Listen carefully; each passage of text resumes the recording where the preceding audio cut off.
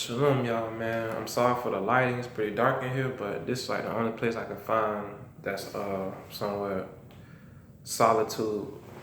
But in response to the other video I did make in regards to 144,000,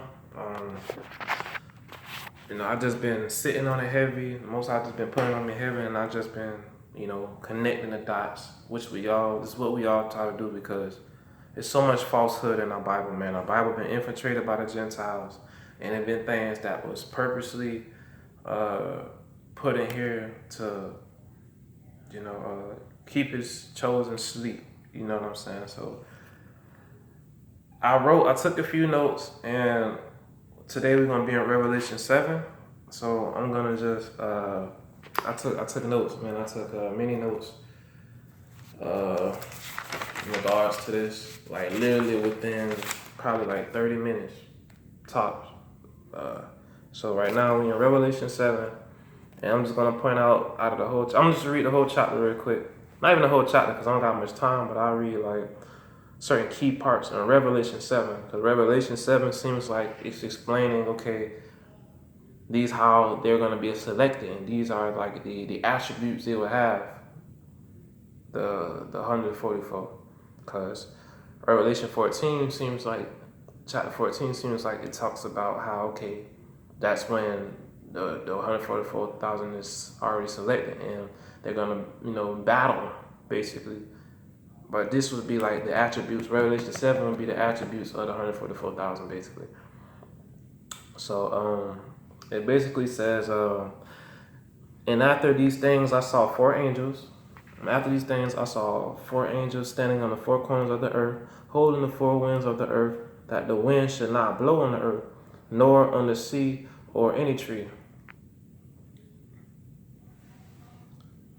And I saw another angel ascending, this is verse 2. And I saw another angel ascending from the east, having the seal of the living God, And he cried with a loud voice to the four angels to whom it was given to hurt the earth at the sea, saying, hurt not the earth, neither the sea, nor the trees, till we have sealed the servants of our God in their foreheads. Okay, that's Revelation 7:3.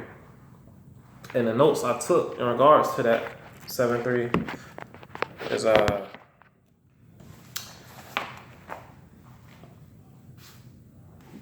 okay.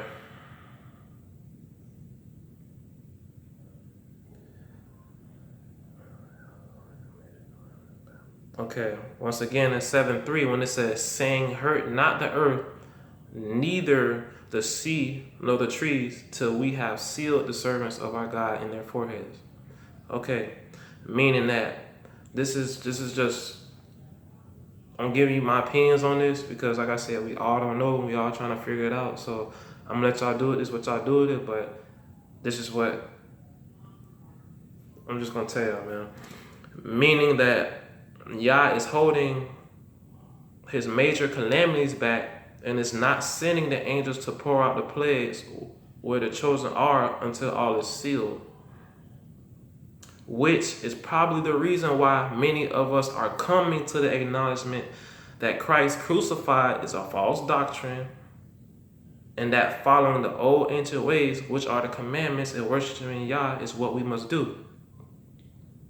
We're coming back to remembrance. This is what's going on in our present world.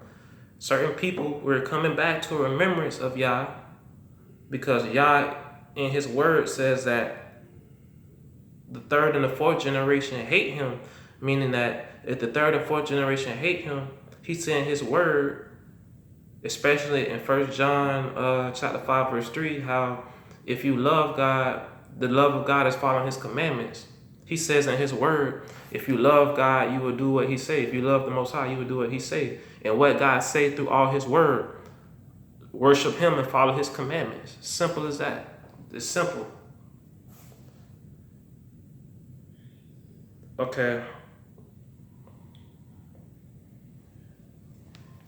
And he also says in his words, don't worship or turn to other gods round about you. Because that will be the reason why our ancestors got cursed. They went to whoring off of other gods, and the Most High forsake them for that, period. Okay.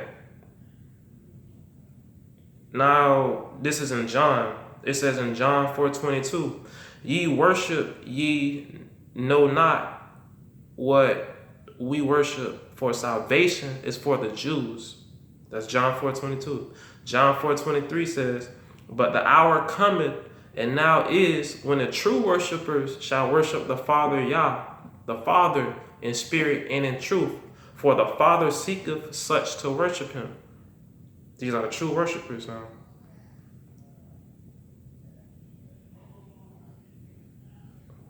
John 4:24. God is a spirit, and they that worship him must worship him in spirit and in truth. Spirit and in truth.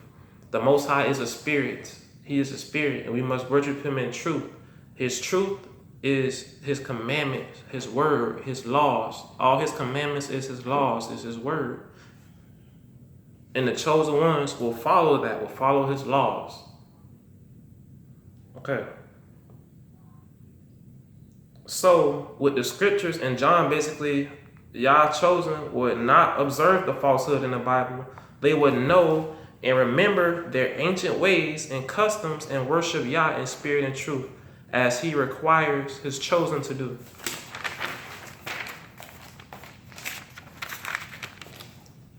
We see all through the word that Yah says the afflicted will be saved. And then also it says in this word, the righteous will never be forsaken. Period. That's his word. And also it says in Zechariah how 2/3 of Israel will be cut off. 2/3 of our own people will be cut off. We can all testify for that based upon the heavy persecution, heavy tribulation, heavy persecution, and killings of the Israelites in the land of our captivity in which we were scattered. And also, remember, Christianity is the biggest religion of the world. Billions of people are Christians. Billions of peoples are Christians. And we still have a lot of Israelites that accept that false Gentile doctrine that says Jesus is a savior, when we know for a fact that only the God of Israel saves. Isaiah 43:10 backs this up, and Isaiah 43:11 backs this up. So with these facts alone remind you, Israel is already a minority in the world. We are a small margin in the world. So those Israelites that attached to this gang stalking program and the citizen course program, and those who accept the false religion of the Gentiles, we can just cut that minority margin to an even smaller margin. Also, those Israelites that came as a slave to the Americas were indeed Gentiles because they were forsaken for violating the covenant of the Most High by falling away from the commandments, which in return will make you wicked in the eyes of the Most High. And remember, the narrow road is to salvation. Blessed is he that even find that road. And we all know that the blessed is Israel, especially when we was on one accord with the Most High and following his laws and statutes. These are historical facts that we can all testify for. Period.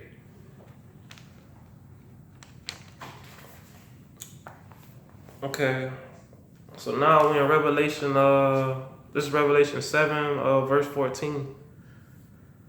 And I say unto him that knoweth, and he said to me, these are they which came out of great tribulation and have washed their robes and made them white in the blood of the Lamb. Like I said, with this gang stalking program, this is the great tribulation, especially for us Israelites, because not only do we have the Gentile nations, which would be everyone that's not Israelites, we got our own people, the circumcised the Israelites, that's also coming against us by taking sides with these gang stalkers and these citizen courts people to help persecute us. So it reminds you everything else that we face You know, we face radiation, we face all these weapons and tools that those before us didn't have to follow, that have to face. So our tribulation is great, our torment is great, our persecution is great, bro. And we gotta battle our flesh every day. And we gotta battle these spirits that's around about on this earth platform, on top of all the physical weapons that's used against us. We persecuted day and night. So this is a great tribulation for the Israelites. You know what I'm saying? That's real deal and truth.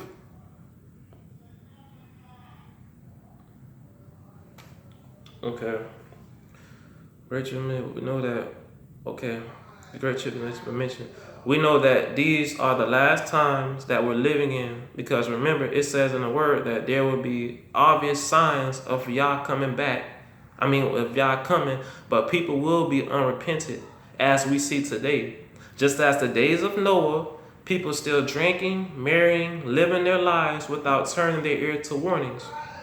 And also, when it mentions serve him day and night in his temple, I think this is Revelation 15, verse 15. Remember Israel, the temple. Remember that when it says serve him day and night in his temple, whatever. Remember, Israel temple is our bodies is a holder of Yah's spirit, meaning our body is the temple of the Most High. And we must not defile it, because our body is not our own. Yah's spirit dwells in us, which making our bodies a temple of the Most High. This is Israel. And in verse 15, when it says, he that sitteth on the throne shall dwell amongst them, meaning that Yah will be with us. Because once we follow the laws and the commandments and we come back, that's what's going to bring a blessing upon us. His covering will be over us. Because it says in the word, we've seen what happened through history. Once we fell from the commandments, bro, that's when we was forsaken and curses came about us. But if we do the reverse of that, if we follow the commandments, then the Most High will dwell amongst us and be with us, and we will be blessing wherever we go, blessed in the city, blessed all over the place. Okay.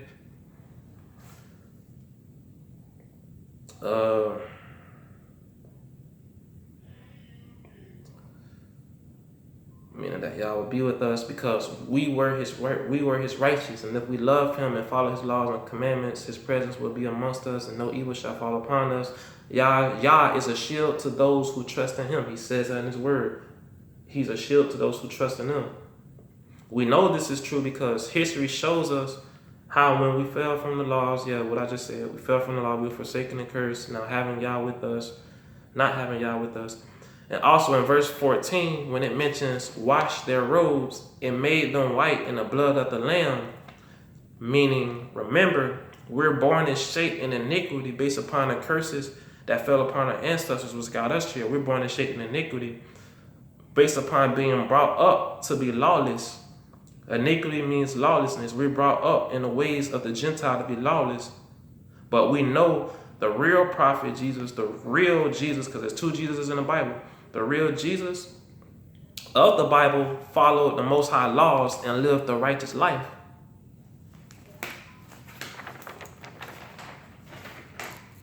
So these Israelites that's facing heavy tribulation, Yah would make them, Yah will wake them from their slumber, show them the righteous and true ways, and they will keep them and follow them until Yah return, thus making their robes that's unclean washed.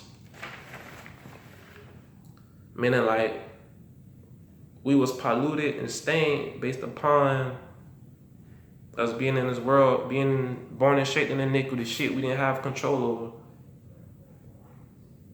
And the Most High gonna be with us, and he gonna lead us in all truth, and we will worship him in spirit and truth in these last times, based upon the heavy persecution. Besides the heavy persecution we're going through, those that endure to the end will be saved. Those that endure to the end will be saved, and we can testify left and right that we see Israel getting wiped out. Israel getting wiped out, getting killed in the streets. All this shit going on. Israel getting wiped out. All around the world is going on. Heavy persecution amongst his chosen. And this is just Revelation 7 that I just picked apart and I just broke down because it just, like I said, it been on me heavy, and I just had to weigh in certain factors. Because like I said, we all don't know the truth, and it's witchcraft on this Bible. So You have to real deal seek and find and ask and follow the commandments, and the Most High will grant understanding and wisdom upon you to be able to discern and pick apart the lies and the truth and bring it all together, man. So, man, I just want to bring that to y'all attention, bro, because, I'm using all types of, like, factual things, because we've been scattered abroad amongst the nations, the four corners of the earth. So it's a reason why we in this program, bro. So, man, I'm just saying shalom, man. May somebody, see some truth in this, man. And may my people be reproved, man. And may the Most High reign forever, man. So I say peace to y'all, man. Shalom, man. I'm out, man.